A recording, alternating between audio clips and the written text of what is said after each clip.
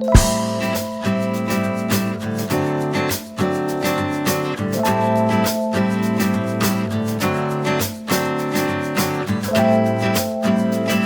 everyone for being here tonight. Just Zilch is, as was mentioned, a free store and a food rescue group. So we basically take surplus food that is good for consumption from cafes, bakeries, supermarkets, anywhere that there is food that would otherwise go to waste. So even food that would fall off a tree in your garden. And then we make the effort to make sure that it goes to people who need it. So in doing that, what we've been able to do is make sure that there is a whole heap of food available for people who need it. And we started with just a small team of, well, I say small, 25 people over like a 2-week period on a roster.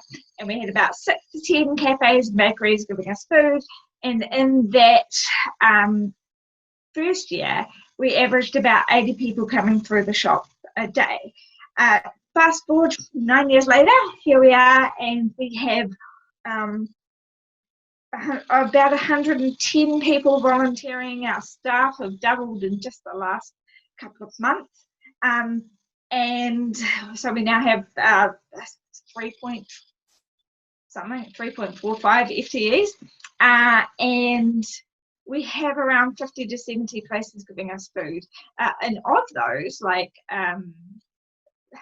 30 of them would be places that we're picking up food from daily, and the rest of them places that we're getting food from occasionally. So just as they have food that's surplus.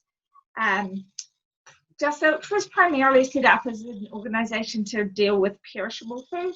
So we've all heard stories about cafes and bakeries and supermarkets that would have food that would go to waste.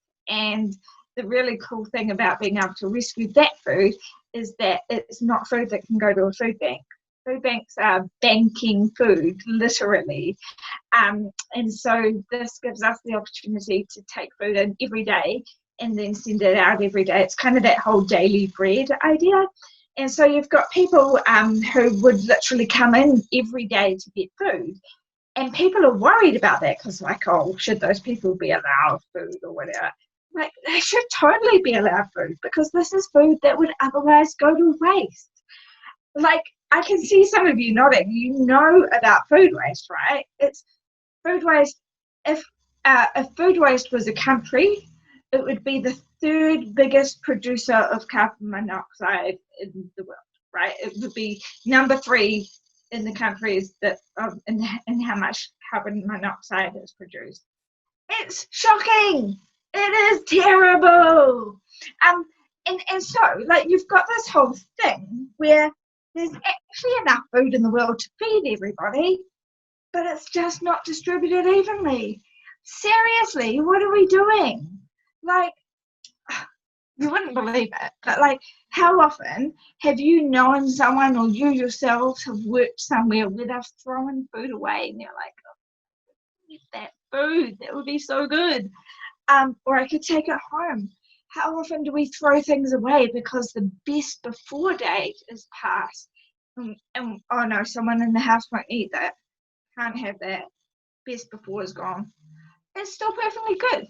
Did you know, little known fact, that food that reaches its use by date does not expire at midnight of that date? I know. Like, who knew?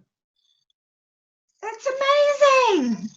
If it's been kept in the right conditions and it's still sealed, it's probably going to be okay the next day. But shh, don't tell the manufacturers because they might get worried that they won't make as much money because you're not going to go and buy their product again.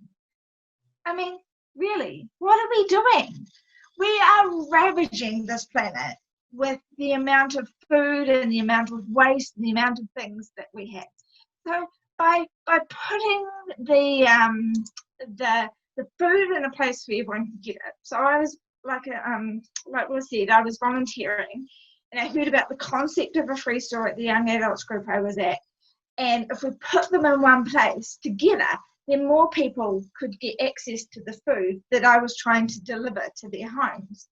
And so we put them together and we created Just Zilch, and suddenly there's this answer to food waste, because you've got the food waste problem and you've got people going hungry. Ta-da! So we've grown this organisation from the ground up, and we've gone from just having perishable foods to having non-perishable foods as well. And when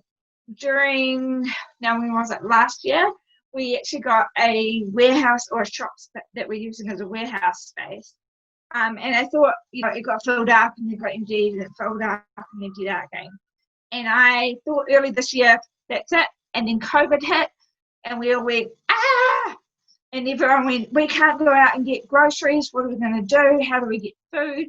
So we partnered with our local food banks and helped them get the food that we would normally have, and then redirected it to people's homes. And so it actually got delivered to their homes so that they didn't have to worry about coming out to get food. That was fantastic. And it made a really, really good opportunity. Yeah, I see you.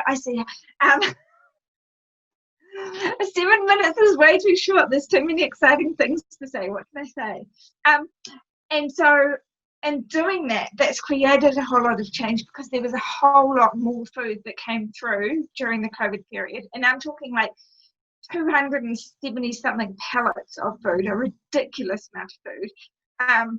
And we were able to share that not only with people in Palmerston North, but the region, right up to Rotorua, over to Hawera and Hawke's Bay, and down to Otaki and things, and even down to Christchurch. So the things that we do, that we start off, that we think won't have much effect, or will only have a little effect, can often have the biggest impact in people's lives, and we will never ever know it. Oh, thanks everyone for listening. Please ask me lots of questions.